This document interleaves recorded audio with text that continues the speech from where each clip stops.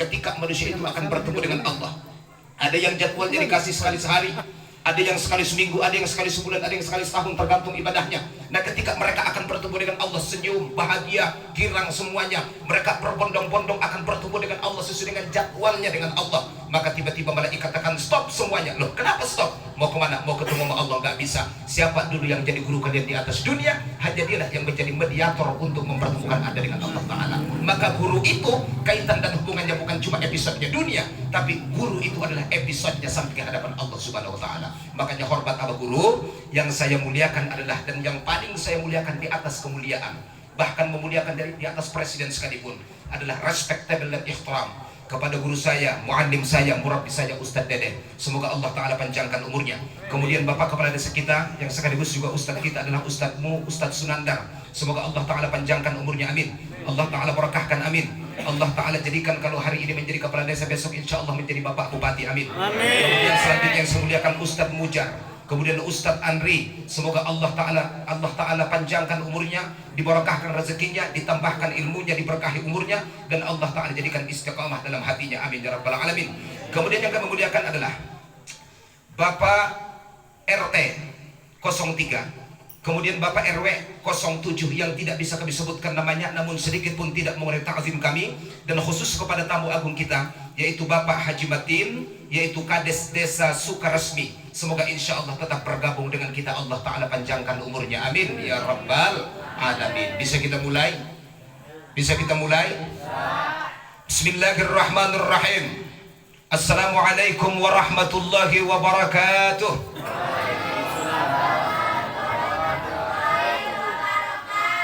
Alhamdulillahi rabbil alamin wa bihi nasta'in. Bismillah wa bihi bada'na ya habbadha rabbana habbanina habbadha Muhammadan hadina laulahu ma kunna wa ma baqin. Wassalatu wassalamu ala sayyidina Muhammadin nabiyil ummi al-habibil ali al-qadril alimil jahi wa ala alihi wa sahbihi wa sallam ajma'in. Qala Allah Ta'ala fi kitabihil munazzal ala nabiyyina Muhammadin sallallahu alaihi wasallam, laqad ja'akum rasulun min anfusikum azizun alaihi ma 'anittum harisun alaikum bil mu'minin raufur rahim. Fa in tawallaw faqul hasbiyallahu la ilaha illa huwa alaihi tawakkaltu wa rabbul arsyil azim. Laqad kana lakum fi rasulillahi uswatun hasanah innaka la'ala khuluqin azim. Wa qala hasan tsabit bimadhi nabi sallallahu alaihi wasallam, wa ahsanu minka lam tara qattu 'ainun wa ajmalu minka lam talidin nisa'u khuliqta mubarra'an min kulli 'aibin ka'annaka qad khuliqta kama tasha'u. Amma ba'du. Saudara kaum muslimin dan muslimat yang dimuliakan Allah Subhanahu wa taala, singkat saja dalam muqaddimah, ucapan pertama alhamdulillah rabbil alamin senantiasa kita panjatkan kepada Allah Subhanahu wa taala, King of the King, raja di atas raja, penguasa di atas penguasanya. Allah Subhanahu wa taala pencipta alam semesta. Nikmat yang paling tinggi bukanlah harta, bukanlah kedudukan yang kita miliki, namun nikmat yang paling tinggi Allah Ta'ala berikan kepada kita, diutusnya sang baginda Muhammad sallallahu alaihi wasallam, yang merupakan sumber segala penciptaan, sumber segala kejadian, yang kalau bukan karena Muhammad dunia tidak akan pernah ada, kalau bukan karena Muhammad langit tidak akan pernah dicipta, kalau bukan karena Muhammad malaikat tidak akan pernah ada, surga neraka Allah Ta'ala jadikan karena Rasulullah sallallahu alaihi wasallam. Ini yang diungkapkan dalam hadisul qudsi, laulaka ya Muhammad ma khalaqtul aflaka. Laulaka ya Muhammad ma khalaqtul aflaka. Kalau bukan karena Muhammad, aflak segala planet tidak akan pernah Allah Ta'ala ciptakan. Maka alhamdulillah diutus sang baginda Muhammad sallallahu alaihi wasallam, dan kita dijadikan sebagai umatnya yang punya mahabbah kepadanya, yang cinta kita kepada Nabi tidak akan pernah ada tandingan. Cinta kepada Rasulullah sallallahu alaihi wasallam akan menjadi alasan pertemuan kita mendapatkan syafaatnya di hari yauma la yanfa'u malun wala banun illa man atallaha biqalbin salim. Allahumma shalli wa sallim ala sayyidina Muhammad wa ala ali sayyidina Muhammad. Tak kenal maka tak sayang maka tak cinta. Orang bilang the life is love, love is friendship, friendship is the face is the propping of life. Hidup adalah cinta, cinta adalah persahabatan, persahabatan adalah kedamaian, kedamaian adalah tujuan kita. Saya perkenalkan nama saya M. Afandi Nasution Tantis. Orang bilang kulitnya hitam manis, kesukaannya kangkung yang ditumis, jasmaninya bulu tangkis. Bertamasyak ke kota Bugis, di sana bertemu dengan orang Prancis, celana levis, sedangkan hidungnya kembang kempis. Kubis tipis M. Afandi Nasution Tantis. Saudara kaum muslimin dan muslimat yang dimuliakan Allah Subhanahu wa taala, ini ibarat kata tinggal di ujung-ujung cerita nih ya, berarti tinggal sekitar setengah jam lah insya Allah. Sebagaimana perjanjian sama beliau yang mulia, saya setengah jam, berarti sisa sampai dengan 26 menit lagi.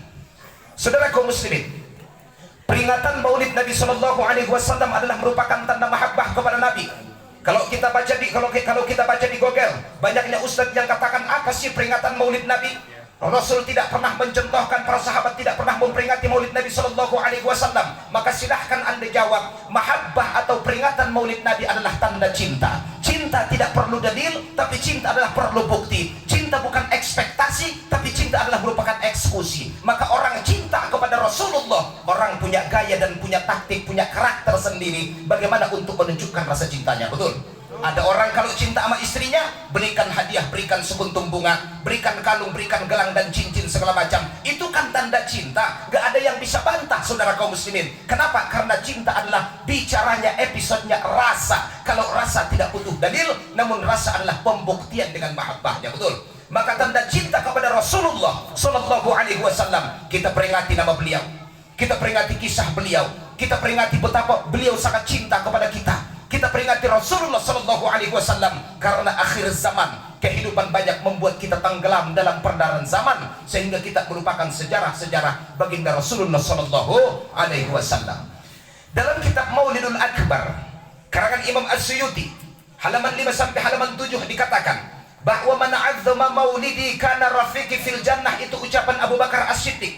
Orang yang memperingati Maulid Nabi kelak akan menjadi teman sejatiku dalam surga. Dalam Nuruz Zalam dijelaskan, semua manusia akan dihitung amal ibadahnya, kecil, besar, baik, jahat, semua akan dihitung. Utsman bin Affan, menantu Rasulullah Sallallahu Alaihi Wasallam yang julukannya adalah Zinnuraini, yang beliau sampai mempersunting dua daripada putri Nabi, Ruqayyah dan Ummu Kulthum.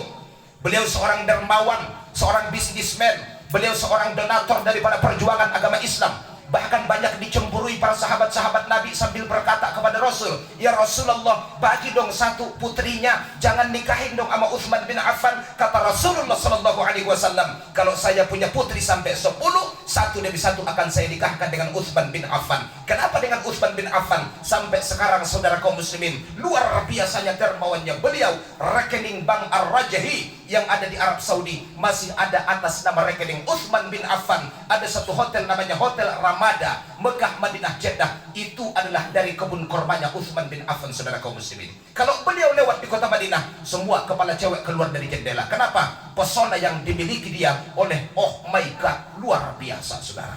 Ini Utsman bin Affan. Tapi ketika manusia dikumpulkan kelak nanti, saudara, Utsman bin Affan juga cikal bakal dihitung amal ibadahnya. Gak ada yang lepas. فَمَنْ يَعْمَلْ مِثْقَالَ ذَرَّةٍ وَمَنْ يَعْمَلْ مِثْقَالَ ذَرَّةٍ. Baik jahat semua akan Allah Ta'ala hitung. Umar bin Khattab, siapa yang tidak mengenal Umar bin Khattab? Siapa yang tidak mengenal Umar bin Khattab? Sampai Rasulullah sebelum beliau masuk agama Islam, dakwah Nabi itu bisir, rahasia. Betul? Dakwah Nabi itu rahasia, takut, diancam, diintimidasi oleh orang-orang kafir. Nabi sampai berdoa, saudara, Allahumma izzal Islam bi Umaraini. Ya Allah, muliakanlah Islam dengan masuknya salah satu Umar masuk ke dalam agama Islam. Siapa? Satu Amr bin Hisham alias Abu Jahal, yang kedua Amr bin Khattab atau Umar bin Khattab. Maka Umar dapat sentuhan lewat Al-Quran surah Taha, ma anzalna alaikal Qur'ana litashqa. Bergetar batinnya, condong hatinya, masuk ke dalam agama Islam. Takbir pun dikumandangkan, Allahu Akbar. Rasul sampaikan dakwah dengan jahar, satu pun tidak ada yang berani menghalangi dakwah Rasulullah Sallallahu Alaihi Wasallam. Namun Umar bin Khattab juga akan ditimbang amal ibadahnya kelak nanti di neraca mizan Allah Subhanahu wa Ta'ala. Semua nggak ada yang lepas. Ustadz hafal Quran bakal ditimbang, Bapak Presiden bakal ditimbang, ajengan bakal ditimbang. Semua akan dihitung amal ibadah, kecuali satu manusia yang punya luar biasa. Siapa dia? Abu Bakar As-Siddiq, yang sampai diabadikan dalam Al-Quran keberadaannya. Dalam cerita Jabal Thur, idhuma fil ghar wa qala li sahibihi la tahzan. Maka Abu Bakar diberikan satu kunci kepadanya secara khusus, dan malaikat berkata, pergilah dan ajaklah, selamatkanlah siapa yang anda kehendaki, yang anda idolakan. Idola Abu Bakar adalah orang yang cinta kepada Maulid Rasulullah Sallallahu Alaihi Wasallam. Makanya peringati Maulid sampai kapan? Sampai mati. Peringati Maulid sampai kapan? Sampai ketemu sama Rasul. Peringati Maulid sampai kapan? Sampai kita tinggalin dunia. Peringati Maulid sampai kapan? Sampai kita benar-benar ketemu dengan Rasulullah Sallallahu Alaihi Wasallam. Ini peringatan Maulid, saudara. Maka ayahanda ibunda yang dimuliakan Allah, Perlu kita tenggelam dalam kisah Rasulullah Sallallahu Alaihi Wasallam. Kita bukan bicara politik dan bukan bicara bisnis, tapi Al-Quran berkata faqasisul qasas la'allakum tadhakkarun. Bangsa yang besar, kata Bung Karno, yaitu negara ataupun rakyat yang mengenal sejarah dari para pahlawannya. Maka Islam yang maju dan sukses adalah Islam yang tidak melupakan sejarah para anbiya'nya, terkhusus Rasulullah Sallallahu Alaihi Wasallam. Kita lihat ayahanda ibunda yang dimuliakan Allah, Muhammad ini kan bukan manusia biasa, betul? Manusia yang sangat luar biasa. Beliau manusia tapi bukan manusia biasa, manusia yang amazing, manusia yang sangat luar biasa, manusia yang di atas rata-rata, yang penciptaan Muhammad itu direncanakan. Maka produknya produk unggul dan idola. Sebelum dunia ada, sebelum manusia ada, Nur Muhammad telah Allah Ta'ala jadikan, saudara kaum muslimin. Dari mana terciptanya Nur Muhammad? Kalau kita bahas secara ilmu tauhid, dari sifat jalalnya Allah, kamalnya Allah, kemudian jamalnya Allah, jalal, kamal, jamal berkumpul bertajalli kepada zat Allah, maka lahirlah Nur Muhammad. Maka Nur Muhammad Sallallahu Alaihi Wasallam hakikatnya diciptakan dari Allah. Maka bagaimana sifat Allah, begitulah sifat sang Muhammad. Namun kenapa dimanusiakan? Karena sentuhan akan diberikan kepada manusia. Kalau tidak dimanusiakan Muhammad, maka dakwah tidak akan pernah sampai kepada kita. Maka sifat Muhammad, saudara, bukan sifat manusia, tapi sifatnya Allah Subhanahu wa Ta'ala. Lihat Al-Quran. A'udzu billahi minasyaitonir rajim. Laqad ja'akum rasulun min anfusikum azizun. Itu kan Asmaul Husna, betul?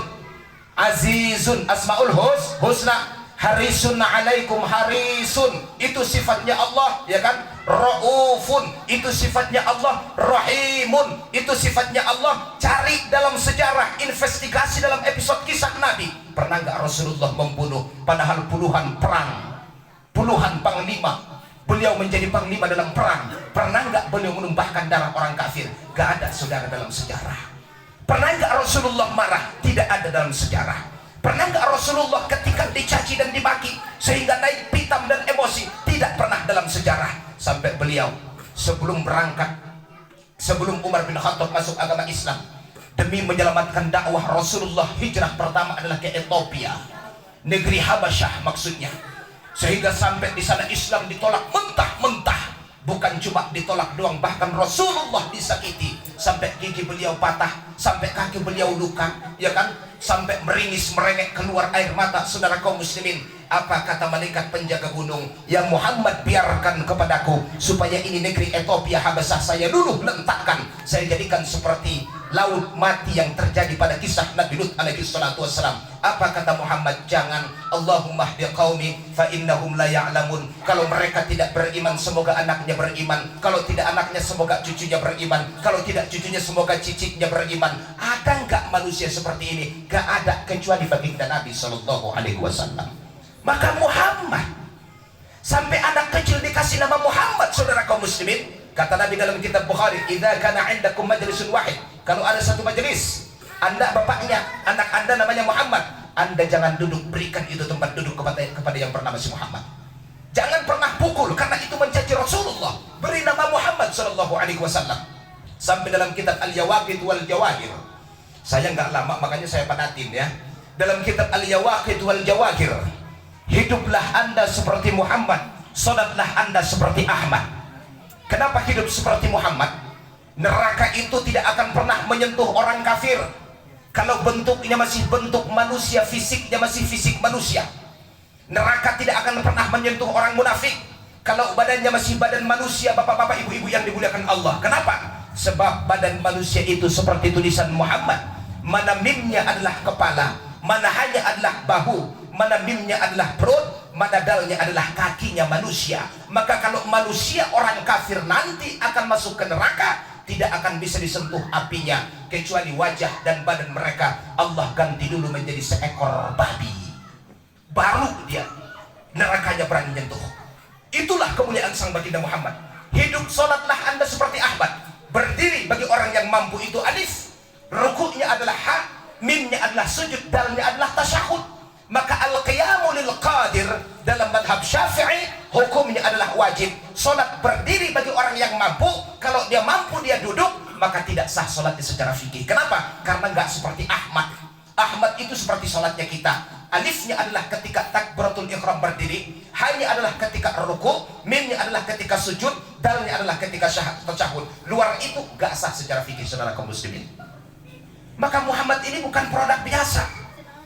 Kita lihat sedikit perjalanan Muhammad Sallallahu Alaihi Wasallam. Saat Allah menciptakan satu makhluk yang bernama qalam. Qalam. Apa tuh qalam? Pena yang menuliskan, yang bertugas menuliskan segala takdir kehidupan manusia.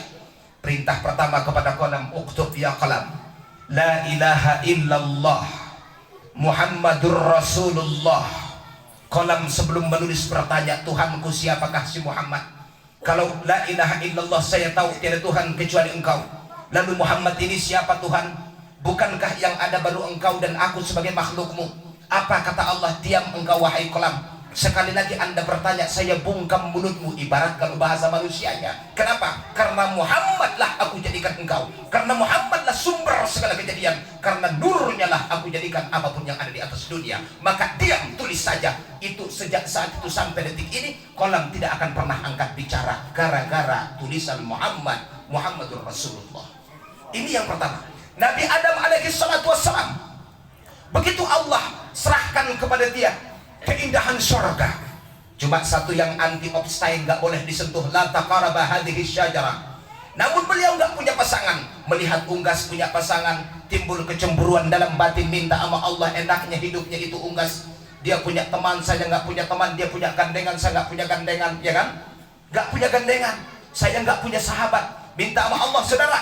Allah ciptakan dari tulang rusuknya sebelah kiri yang bengkok. Maka perempuan itu fitrahnya adalah bengkok. Intuqimuhu kasartahu, kalau anda paksakan lurus akan patah. Tapi kalau dibiarkan akan bengkok untuk selamanya. Diciptakan tulang rusuk sebelah kiri. Kenapa? Karena perempuan harus ditaruh di hati. Bukan tulang kaki supaya tidak diinjak, bukan tulang kepala supaya tidak dijunjung maksudnya, tapi dijadikan dari sebelah hati kita. Karena hati adalah tempat sang wanita. Betul? Betul, halo, betul. Semangat kan? Cukup? Cukup ya? 15 menit lagi. Saudara kaum muslimin, Allah jadikan Hawa.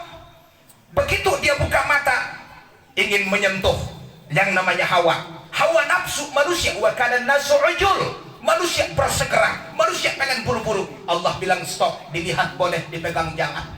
Sebelum kamu menikahinya, berikan dia mas kawin, siapkan mas kawinnya. Tuhanku, saya tidak punya apa-apa. Bacakan selawat 10 kali kepada Muhammad dalam satu nafas, maka insya Allah Hawa akan halal kepadamu. Sang Muhammad yang menjadi mahar mas kawin Siti Hawa, saudara kaum muslimin. Baca kitab Durratun Nasihin. Makanya kita lihat perjalanan beliau. Ibrahim, tantangan beliau terbesar adalah satu penguasa yang bernama Namrud, yang sembahannya adalah berhala. Sampai dalam Al-Quran, anta fa'alta bi alihatina ya Ibrahim, apakah kau yang meruntuhkan Tuhan-Tuhan kami? Ini kata Ibrahim. Beliau katakan tidak, tapi tidak ada yang bertanggung jawab. Betul. Sehingga dikumpulkan kayu bakar, beliau dibakar dengan api yang membara. Namun apinya tidak berani menyentuh kulit Ibrahim. Bukan karena Ibrahim orang sakti, bukan karena Ibrahim mandraguna, bukan karena Ibrahim Gatot Kaca, tapi karena Ibrahim dalam sulbunya ada nurnya Muhammad. Maka Al-Quran turun, ya narukuni bardan wa salaman ala Ibrahim. Maka para ulama tafsir mengatakan, kalau anda disengat kalajengking, kalau anda disengat lipan, kalau anda disengat lebah, ambil tanah dari tubuh anda, bacakan ya narukuni bardan, Allah Ta'ala sembuhkan dengan mukjizat Al-Quran. Ibnu Qayyim mengatakan dalam kitab Tibbun Nabawi, man lam yastasbi bil Qur'ani fala shifa'an lahu, yang tidak berobat dengan Quran tidak akan pernah ada kesembuhan untuknya. Bukan karena luar biasanya Ibrahim, tapi karena Ibrahim ada padanya nur Muhammad. Inilah yang membuat dia tidak akan terbakar oleh api, saudara. Nabi Nuh alaihi salatu wassalam, perahunya, betul, Allah Ta'ala lebuhkan di sebuah bukit yang bernama Bukit Jud. Sebagian peneliti mengatakan ada di Turki. Bukan karena kokohnya sampan beliau di atas tofan, bukan karena luar biasanya perahu beliau di atas banjir bandang, tapi karena dalam tulang sulbu Nabi Nuh itu ada nurnya Muhammad, sehingga Allah Ta'ala selamatkan. Jelas? Jelas? Mau yang lebih jelas gak? Jangan kemana-mana, kita lanjutkan setelah pariwara berikut ini.